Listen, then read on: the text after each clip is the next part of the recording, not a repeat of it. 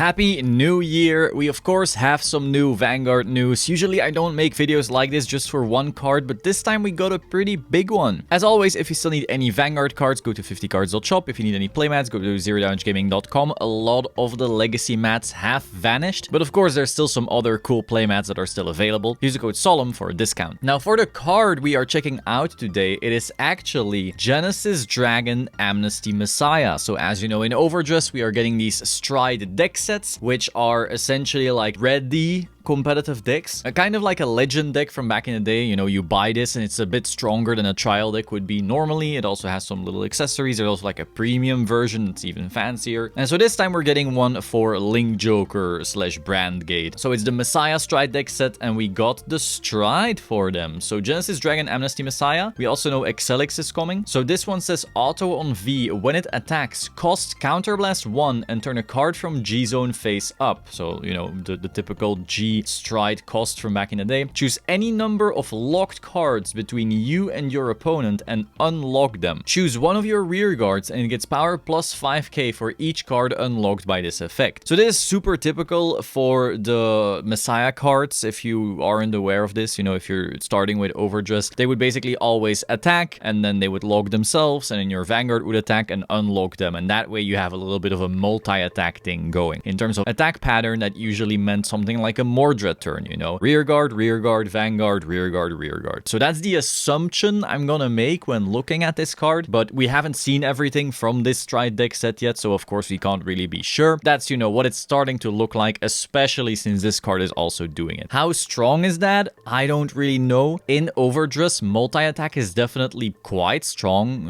You know, when it first started, Bruce having multi-attack was enough for it to be the best deck, essentially. And usually, you know, the multi-attack decks are weakened by having other issues almost designed into them on purpose. You know, if we look at Flagberg or something, they keep those numbers relatively weak, or, you know, they try to. Of course, there's certain cards that help with numbers, but, you know, usually base Flagberg has had an issue of needing Persona Right to really hit those fancy numbers, also being a bit piece reliant. Now we have Eva, which of course, you know, relies on getting certain cards in order to do the plays, and they also need to have the grade 3 in deck in order to have those things going. So they're always trying to keep them somewhat weakened just to not have multi-attack be too easy. So here we'll see if they make multi-attack super free or if they make it harder. Maybe there's not enough cards that lock themselves after attacking in order to have, you know, pieces constantly attacking, locking and unlocking. We'll see. Overall, seems pretty solid, just, you know, like back in the day. Seems like a typical Messiah thing. And that is that. If you still need a beautiful playmat, check this thing out. Use the code Solemn for a discount. If you still need any cards, go to 50cards.shop and use the code Solemn.